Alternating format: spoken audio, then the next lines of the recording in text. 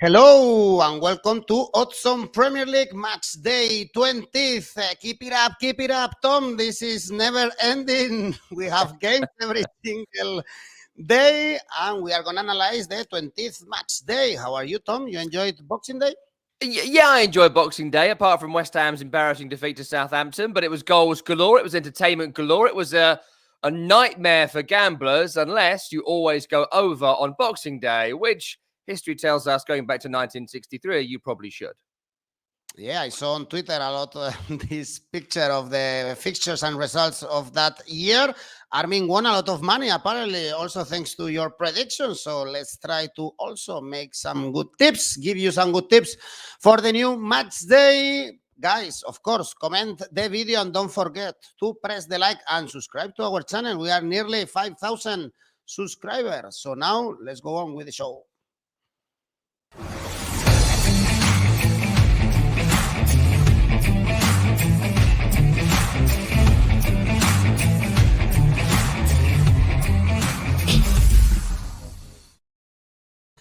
And as per today, we have 8 games actually in this match day, 2 games postponed. Who knows what is going to happen? Starting, of course, on Tuesday. And we are going to start with Crystal Palace, Norwich. Of course, we always like to bet against Norwich. I did it against Arsenal, Asian Handicap, as you told me. And I won some money. They were thrashed 0-5 last 4 games. They didn't score a single goal. Now they are facing Crystal Palace, and luckily for them, Zaha was sent off against Spurs, so he won't be featuring. But I guess we should put our money in Vieira's men. I've said it to you all year.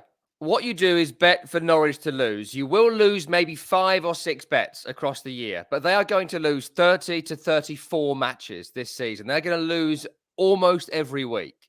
This one is slightly more in the balance than the last couple of games they've played, Norwich. And they have looked a bit better under Dean Smith. But I'm not changing that policy for this game. I'm not changing that policy all year unless something miraculous happens in the next few weeks that I wasn't quite expecting. On this game, I mean, Crystal Palace tried to get their game against Tottenham called off. They've got COVID issues in the camp, so we're not expecting Benteke, not expecting 𝐜𝐿𝐴𝐽𝐽, not expecting 𝐜𝐿𝐴𝐧𝐧𝐞𝐜𝐭𝐽𝐝, Klein, Guaita, Zaha, you mentioned, is sent off in the last game, so suspended. And Patrick Vieira, the manager, is not going to be there either. So there's issues for Crystal Palace which put this game into doubt. The thing is that Norwich have similar problems themselves. We're not expecting Grant Hanley, Zimmerman, Omobamidele, Rashica, Rupp, Krul, and Matthias Norman, who actually looks like a good player, Norman. Why is he playing for Norwich? Because he plays 1 game and misses 6 to 7 weeks. That's the issue with someone like Matthias Norman, who probably could play higher, but he can't stay fit enough. So I'd be looking here for Crystal Palace to win. I wouldn't necessarily go too adventurous because I don't see Norwich being thrashed by teams other than those in the top 6 these days. They'll compete, they'll battle. I would shade just for Crystal Palace in a low-scoring match. You can go double chance if you really want, but there's no money there. Palace to win in the draw. I'd be looking at Palace to win 1-0. That's what I'm looking at here. Low scoring, no more than that. So be careful with the people going Asian Handicap as Human minus 1.5. 𝐿𝐴𝐽𝐽 is going minus 1. That pays 2.13. We have to go around that Asian Handicap minus 1 to find odds around 2.0. Then we have Southampton, Tottenham. I think now we have time to assess this new Spurs under Conte. They are getting closer and closer to the Champions League spots, 6 points away, but they have 3 games in hand. They beat Palace, they draw against Liverpool, so he's getting good results. But this Southampton, I think they didn't expect to be this good at this stage of the season, ending 2021, because as you mentioned at the beginning of the season, they could struggle, but they are getting good results. Yeah, they always go on little runs, Southampton, which is why they don't get relegated every year. But in general, they're not a great side. In general, they don't have great players. They do have this guy, Armando Broja, up front, who has been phenomenal whenever he's been able to play for Southampton on loan from Chelsea. If you saw the penalty he won against West Ham on Boxing Day, he picks the ball up on the halfway line, bursts past two defenders with pace, and then he's fouled sort of by Dawson outside the penalty area. It's given as a penalty in the end after a lengthy VAR check, but it all comes from an almost Lukaku-esque burst through two centre-halves who just weren't expecting someone that big to have that pace and strength. So he looks fantastic. And that's a key reason why Southampton have picked up points this season. So certainly look out for him against a pretty poor Tottenham defence. Yes, they've done better under Antonio Conte, but that's because Conte builds a team to protect that defence. 3 at the back, 2 wing-backs that sit in, plus 1 or 2 holders. It's tough to break that down. The issue is always who's going to score goals for Antonio Conte's sides, but he's got Harry Kane firing. Scored again on Boxing Day. Heung-min Son is scoring again. Lucas Moura and Steven Bergwijn are looking good. And so lots of positives about Tottenham Hotspur. And just, quite frankly, they didn't want to run for Nuno Espirito Santo. And for Antonio Conte, they're afraid not to. And that has made a massive, massive difference. I still don't think much of Southampton, in truth. I think they scored with their 3 shots against West Ham on Boxing Day. Played quite well defensively, but offensively, there wasn't a great deal apart from give it to Broja and keep your fingers crossed, get a free kick and give it to James Ward-Prowse. It worked. It worked fantastically well because Ward-Prowse and Broja are very good players. But here, I'd expect Southampton maybe to nick one. They would maybe nick a goal through the James Ward-Prowse method. But I think Spurs win and win comfortably. Spurs win by at least 2 goals. I'd look for over 2.5, maybe over 3.5 goals in the match and double it up with a Harry Kane. Go back to doing that now. It's been a year and a half since we've been able to tip that, but that now will be a regular bet. Spurs win, Harry Kane scores in that win. Go with it, run with it. Spurs have had a lovely rest building up to these games, and it really shows. Yes, and the odds are very good if we go simply with Tottenham to win 2.29. This is good enough. Then we have Watford, West Ham, and this could be a tricky game because Watford haven't played since the 10th of December. At that time, they lost against Brentford, so they were in a bad run, but that was 17 days ago, whereas West Ham, they are playing every 3 days, as you mentioned, the defeat against Southampton, but also in the League Cup, only 1 victory in the last 7 Premier League games, still favorites for this game. Yeah, interesting with Watford because they don't have a particularly strong squad, right? They don't have a great squad. Certainly defensively, they've not been great. And we mention it every week. And 𝐿𝐿𝐿's been out. 𝐿𝐿𝐿 has been playing, and he's just not very good. And they need defensive reinforcement. Who is going to join Watford in January? Who knows? They're not particularly attractive club to go to at this moment in time. But they do have offensive threat. I like Emmanuel Dennis. He's had lots of rest now building up to this game. There's no Sarr still, but there's good players going forward for Watford who can cause West Ham issues in this game. West Ham are favourites, but you mentioned it there. Everyone is getting a massive rest now before they play West Ham. Southampton, 11 days. Tottenham, 1 game in 2.5 weeks. Watford have had a game called off. Everybody at the moment is seemingly coming to West Ham fresher than West Ham, who have played more games than most other teams in the league this year with their League Cup run plus their Europa League run. And the injuries are biting for West Ham because the first choice defence is one of the key reasons why they've been up there. No Ogbonna, no Zouma. Ogbonna's not coming back this season. Zouma, January, February time. Cresswell, we thought would be out for 1 or 2 games. It looks like he's going to be out for a long period of time now with a chipped bone in his back. And so the first choice defence is basically out for West Ham. And that's why they conceded such rubbish goals against Southampton. Poor defending, poor mistakes. And Declan Rice is missing for this game as well. The draw at around 4 looks interesting here. And I, in fact, quite fancy Watford because West Ham have been so poor in the last 3 or 4 weeks. They look knackered. They look lacking inspiration. They look mentally tired, I think, West Ham.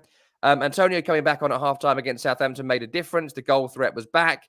But defensively, they've got issues. Issa Diop is not good enough. Arthur Masuaku is not good enough. If you attack West Ham's left, you could be in business. So here, I'd be looking double chance Watford or draw. But look at that draw market. Look at the draw, both teams score market. That's really, really interesting here.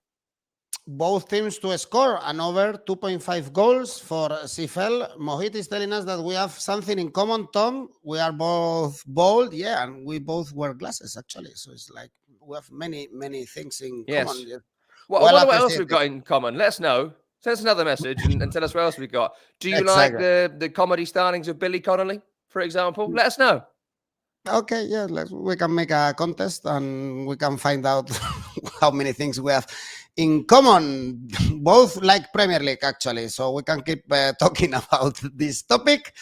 Leicester Liverpool is our next game, and we just saw actually that game in the League Cup, and it was a very entertaining one. 3-3. Also Leicester getting 6 goals against Man City, but also scoring 3. So again, very entertaining. Luckily for Liverpool, they could rest in Boxing Day. So perhaps we also see many goals in this one, and we have a very good show. Yeah, I think we will. I think there's going to be goals in this game. Leicester City, same story all season. My sympathy with Leicester City knows no bounds, really, because how many injuries every week? At least 5, at least 6.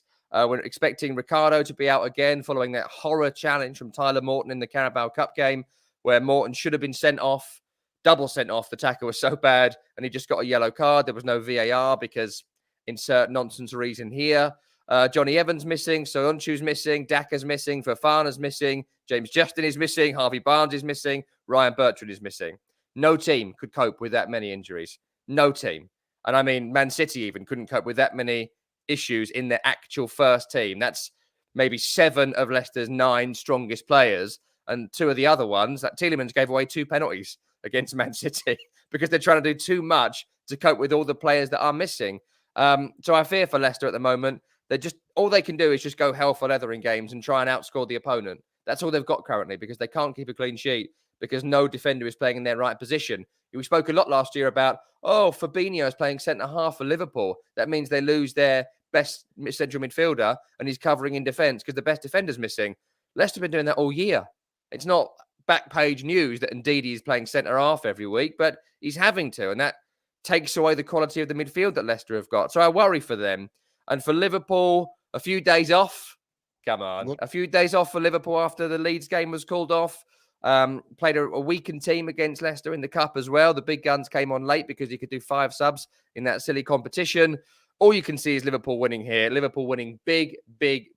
I'd be looking for at least 3 goals for Liverpool. Minimum 3 goals for Liverpool. A hat-trick for Mo Salah is 17-1. That's quite tasty in this game. But look for Salah to score, look for Jota to score, look for Mane to score, double it up with at least one of those, maybe 2. Don't see Leicester scoring, do see Liverpool scoring, at least 3. I would Asian handicap this. And if you're feeling adventurous, I can easily see Liverpool scoring 4 or more in this game.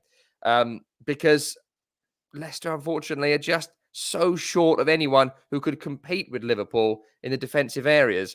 I hope they bring in some players as soon as January turns around because this narrative has to stop about Leicester. The good news is they're good to bet on right now because they will concede goals. We have Asian handicap minus 1.5 on 2.09 right now. So we see the line there. Actually, also Human is going for Liverpool, Asian handicap minus 2. 𝐿𝐴𝐴 Liverpool goal score in both halves. Liverpool to score over 3.5 goals for Andrillo, same for Sifel. So as you've analyzed, Tom, let's go for Liverpool winning heavily against Leicester. Then on Wednesday, we have Chelsea, Brighton. Both teams finally won after some rough patches. Chelsea now 6 points behind of Man City after that victory against Aston Villa with 2 penalties. And Brighton finally, after 11 games without victories, in Boxing Day, they gave themselves a victory against Brentford. Should we expect, I guess, another victory from Chelsea? Yeah, I would do. I would expect a victory from Chelsea. They weren't great in the victory against Aston Villa. There's lots of away games this year where Chelsea have won but not played particularly well. They've got injury issues. I mean, Crimea River, Thomas Tuchel, he lost Thiago Silva and bought an Andreas Christensen Champions League winner. So yeah, you've got injuries, but your bench is phenomenal. It's incredible. This squad is a squad that should be winning the Premier League, in my opinion. They won't do that without Lukaku scoring. He scored his first goal in the Premier League since September the 11th on Boxing Day. That was when he scored a couple of goals against Aston Villa. So 4 Premier League goals this season, 3 of which have come against Aston Villa for Romelu Lukaku. Interesting fact, but not good enough if they're going to win the Premier League. He must score 20. He must have a crazy goal-scoring flurry in the second half of this season, Lukaku, for Chelsea to be champions. I expect him to start this game. Enough half chances, enough give him 20 minutes here, 30 minutes there, a half here to get back to full fitness. He simply must start playing. He's got to play every game, every minute of every game, and he's got to start scoring. And that's what I expect here, because that's what Chelsea were missing in the first half against Villa and in lots of recent games. Pulisic, Mount, Ziyech, whoever they play in that number 9 role, it is not Lukaku. There is no cover for Lukaku. If I was Chelsea, I'd be looking at trying to get Armando Broja back from Southampton to be the backup for Lukaku. If he was there, they might have been a bit closer to Chelsea than the 6 points, to Man City than the 6 points they currently are. But Chelsea, I expect them to be able to dominate possession. I expect them to create lots of chances. And I expect them to, at times, have to chase the ball around for Brighton, because Brighton are a good possession team, but Brighton have very little thrust. We saw it a bit against beleaguered Brentford on Boxing Day, but I don't expect Brighton to have much threat here. Still no Dunk, still no 𝐜𝐻𝐽𝐻, still no Bissouma, still no Sarmiento, 𝐿𝐿𝐴𝐷𝐴, a couple of others, Joel Veltman missing. So lots of injury issues for Brighton, more than there is at Chelsea. Chelsea win, combine it with a Lukaku goal by at least 2 goals. I don't expect Brighton to score. The odds reflect that. 1.5 is no good for Chelsea. Go at least 2 and double it up with Lukaku. Also, Andrillos is going Chelsea to win 2-0, draw at halftime for Sifel. Actually, it's true what Armin is saying, that Chelsea is quite hard to predict. Lately, they were going through a rough patch, but finally they got their victory. And on Wednesday, we have Brentford, Man City. I feel very sorry to any team that is facing right now Man City, because they are all getting heavy defeats. Let's talk about the positive things about Brentford, is that they won the last 2 home games. Yeah. And that's it. Yeah, I mean, Brentford aren't going to get relegated. That's very positive. They're not going to get relegated this year. And with the injury list they've had, you know, tip of the cap to them for the way they've got points in this run. I mean, I always list the injuries for Brentford, as I like to do for most teams. But again, it's Rico Henry, David Raya, Matthias Jorgensen, Charlie Good, Vitaly Janelt, Brian Mbeumo, Josh Da Silva. That's 6 of their first team. Not available week in, week out. They lost Ivan Toney for a couple of weeks to COVID, and they're still picking up points. Incredible credit to Brentford. They're not a good football team. This is very much the opposite ends of the spectrum in terms of style as well as budget. But Brentford have found a way to get points, and they have my respect for being able to do that. The trouble is, as you allude to, Man City are just mullering everybody right now. They're giving everyone a pasting. Why? Happens every Christmas every year. This is why I always hate the Christmas period in terms of quality of football, because they can change 6 or 7 players. And one of the players they bring in are Kevin De Bruyne and John Stones and Gundogan and Raheem Sterling and Riyad Mahrez and Phil Foden and Jack Grealish. Their entire bench could win the league. Manchester City. So when they moan about being down to the bare bones, I'm not buying it. No one's having it. It's why it's so annoying. You know, they're going to miss Ferran Torres and Kyle Walker and Rodrigo, and John Stones are going to miss this game, or Rodri even. But there's a whole bunch of players who are going to come in to replace them. You won't even notice their absence. So Man City win, obviously. Asian handicap, obviously. Brentford are a tough nut to crack, but they will crack them. Go by at least 4. 3.5 plus 3.5. Man City win. And it's your pick. It's your pick, really, of who to double it up with as a goal. I'd be looking at 10 corners. I'd be looking at maybe 4 different goal scorers. I'd be looking at doubling it up with anyone. The trouble is the pep roulette thing. I'd look for Sterling, personally. I think Sterling, who scored a couple against Leicester, is the only one I think is likely to score in this game. But plus 3.5 and maybe 10 corners to Man City. Flip is going for corners as well. If we go for Asian handicap, -2, pays only 1.95. So actually they have to score to win by 3 goals to get your money. Man City going through another thrashing result against Watford. And then we have Everton, Newcastle. It's been a while without watching these teams. Actually, Newcastle, they are playing tonight against Man United. But as we know, Newcastle, they were in a very tough calendar, but they were losing all the games. And Everton, they've improved a little bit. They got a point against Arsenal. Chelsea, sorry, they beat Arsenal. So I guess we should trust them or not. This game screams 0-0 to me. It screams goalless draw. I mean, I don't know if it's like it's in every country. I know we do all the leagues here. But does everyone have 9 players out, every team, for every game? Like, it's a joke, this Christmas period, a complete joke. Here's Everton's injury list. Richarlison, Calvert-Lewin, Digne, Gray, Delph, Davis, Mina, Townsend, Rondon. Newcastle, Fernandez, Lewis, Hayden, Shelvey, 𝐿𝐿𝐿, Kraft, and Dummett. So that's basically 2 teams missing for this game, right? What's the point of keep playing games if we're not going to get assembled squads being able to play each other? There's covering for a few injuries, and then there's this abomination of Christmas we keep on doing. You throw COVID on top of that, it's very tough to predict. And yeah, you get some chaos. And I'm sure some people enjoyed Boxing Day, mainly the teams with massive squads who didn't really suffer from it because they could make loads of rotations and beat the teams that couldn't. You know, make them all play each other is what you should be doing on Boxing Day if you do actually want to make it even. Everton can't score many goals. Rafa Benitez knows what's happening at the moment. He knows the score. Been around a long, long time. Don't lose is the way Everton are playing. Risk averse, very little daring. No one can score a goal for them. All the strikers are out. Calvert-Lewin remains missing. There's not a great deal about Everton worth watching. For Newcastle, they just are trying to hold on to January, where some reinforcements must come in, and they must come in quickly. Don't see goals. If you're going to go anywhere, go draw. Around 4-1 is good. Goalless draw will give you some good odds here. I just don't see this one being worth watching, worth your time, worth betting on. Benitez against one of his former teams, of course, Newcastle. And the last game in this match day is Man United Burnley, another 2 teams that has been a while without watching them. They have to win, actually. Man United, the game they have tonight against Newcastle and also against Burnley, it should be 2 easy victories, and they will get closer to Arsenal because right now they are 8 points away.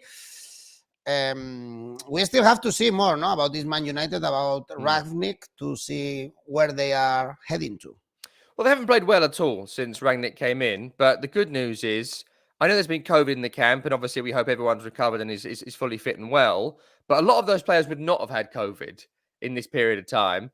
And they would have been training with Ralph Rangnick most days, his team most days, and learning what he would want. I mean, 2.5, 3 weeks of training at this time of the year in this league is incredibly invaluable. They've basically had a pre-season with Ralph Rangnick.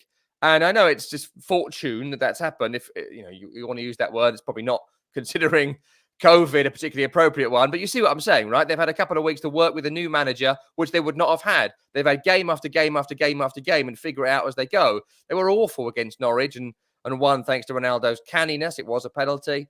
They were awful, I think, against Palace previous, but they were able to shank their way through to victory. I expect a good performance here for Manchester United. Near fully fit squad.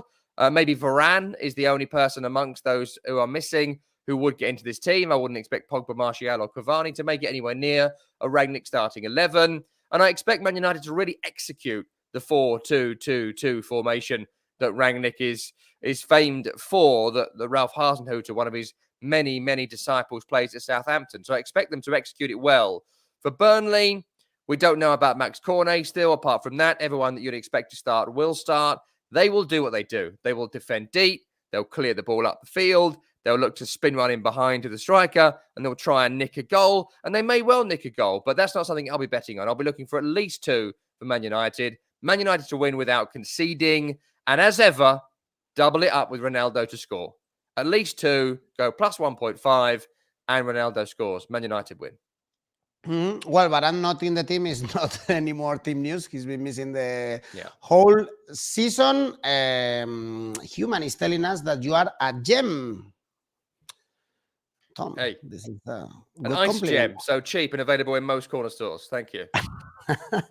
That's a good compliment. I will take it as a good compliment. Here we have to go for Asian handicap minus 1.5 for Man United. If you want to win some money, actually, odds 2.09. They are very favorites, but I guess as Flippy is telling us, we have to see more to analyze and to know where they are heading to. Then again, 20th match day already analyzed. Tom, perhaps we can put some games together. Are you sure? What do you want to do? Tell me again. It's not live. Don't worry. Go again. Let's do an ACCA. Let's do Yes. an ACCA. Well, my ACCA this week is that Liverpool are going to win because Liverpool have had that wonderful rest and Leicester looking a bit of a mess. Man City will beat Brentford, obviously. Tottenham, who are looking good form right now, will beat Southampton despite Saints win against West Ham. I didn't think they were particularly good. I thought Spurs were against Crystal Palace. And Chelsea beat Brighton, brings you around 6-1, 5.7. That's a pretty decent looking ACCA to me. Odds 5.7 as we are showing. And before we just end this video, Armin is asking you, how confident are you for both Man United games? Newcastle, yeah, I think the fixtures have fallen quite nicely for Man United in these 2 weeks. They've got a couple of weeks off and they've got a couple of games in a row that I'd expect them to win just on sheer quality of player alone. So I'm backing Man United here, and spoiler alert, I'll back Man United on Thursday as well. Okay, do you know something about Doncaster Sunderland?